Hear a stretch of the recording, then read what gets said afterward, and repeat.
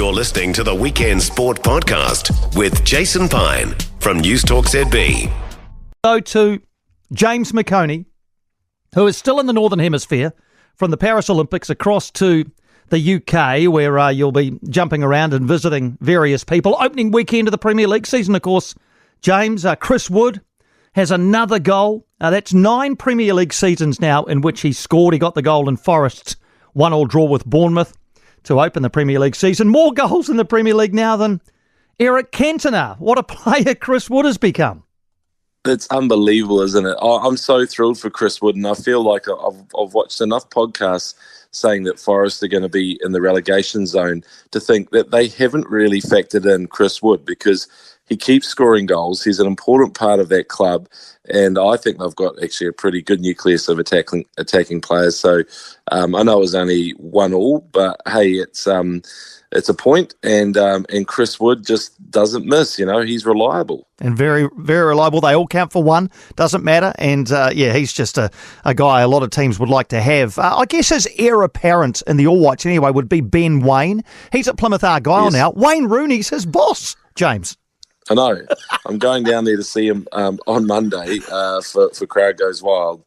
So I can't wait to see Wayne and Wayne. But they've said to me, you might not get an audience with Wayne Rooney, but I just said I might be the only journalist that's travelled 12,000 miles to be there. So just, give him a little nudge in my direction if you can.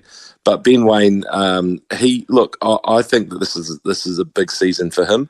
You can tell that he's starting games for New Zealand at all levels, and I think he is a proper starting striker, and he's always been on the bench for Plymouth Argyle, and I think it stayed that way today. So look, it's pivotal for Ben Waine, but you've watched him from his, what I call his Macaulay Culkin days, his Home Alone days as basically a child playing for the Phoenix.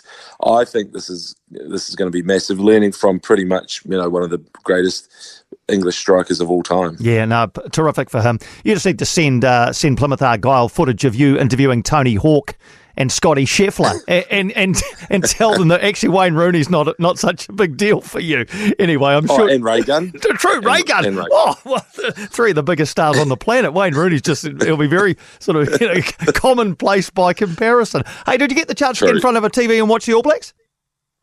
Yeah, I did, and I really thought that they played some champagne rugby in the rain. I thought the forwards are outstanding. Great to see Tupou Vaa'i sort of stamp his mark on the game, because I feel like he's got that in him.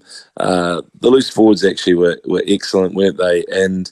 But really for me, the standout performance was Damian McKenzie. I think he's coming under a lot of pressure for game management and all these different sort of things that, I know it's important for a first five, but I just think don't scare off or don't ruin, let's say, the chances of seeing someone who could be a real, an outstanding first five too early in the piece. We've scared off talented players before in rugby, and I just don't want to see that happen to someone like Damian McKenzie. Look, his best position may yet be fullback with Bowden slotting into 10 or something like that, but at the moment I think it's worth persevering with that experiment. Yeah, I totally agree, and I think he'll get the 10 jersey for the next test against South Africa, and then we see from there. I thought it was a pretty good crowd there at Eden Park last night. It was very wet, especially in the lead up to the game. Once the game started, it wasn't as bad, but I'm still getting over 40,000 there.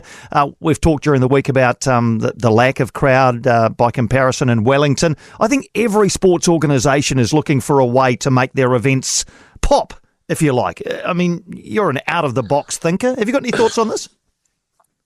Yeah, I was kind of messaging you before saying, look, I think there's something in the way that a lot of sports events have just become so big that they still improve against all odds. Like the Ryder Cup, for example, last year was the most watched in its history, even though linear TV or just normal TV is supposedly going down in ratings. But the Ryder Cup manages to sort of be bigger than ever. The Ashes seems to be bigger than ever, and it's more frequent now. So I think it comes down to a few things. One is rivalry. I think you can't beat that. And even state of origin, you can be an absolute newbie to that and still appreciate what's on the line with this intense rivalry. But then you need a format that really works. And that's where I think the Ryder Cup is something. By having 3 days of different types of competition, I wonder whether rugby, I know rugby's going back to tours of South Africa, but would it perhaps work, for example, for Trans-Tasman competition, not to just play for the Bledisloe with the men playing, but then also have the Black Ferns play and then have our sevens teams play. And you know what I mean?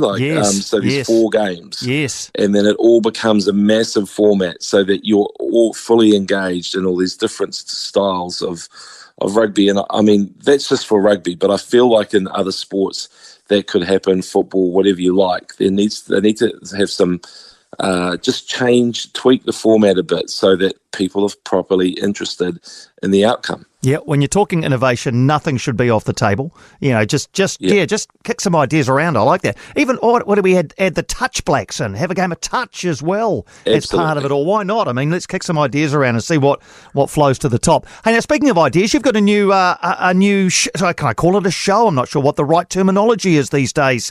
I'm not sure what the young kids are calling it. You've got you've got something new coming up.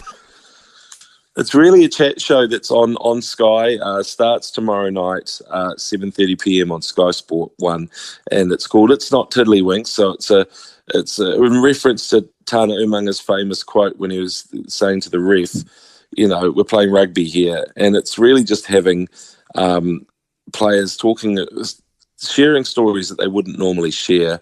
I mean, you and I have done so many events where we're emceeing and doing Q&A on the couch in front of live audiences, and quite often those stories, some of them probably aren't fit for TV, but some of them are, and that's where I sort of decided that this would be a good idea to have a show where we've got Stephen Donald kicking things off tomorrow night, and he's fantastic. We've got Shrey and Gillies Kaka coming up, the Piatow brothers, really interesting, Steve Devine, Thomas the Tank Engine, Waldrum, there's Frank Bunce as an episode as well. So, it's going to be every week for the next 6 weeks on Monday night on Sky, and I'm really excited just to do something. I'm not in front of camera, I'm just producing it, and it's Ra Paumari from Crowd Goes Wild and John R4 are the hosts, but I think Beaver's stories are really interesting, even his Sitiveni Sivivatu stories because they were mates at school, right, at Wesley College, and then were teammates for years and years, and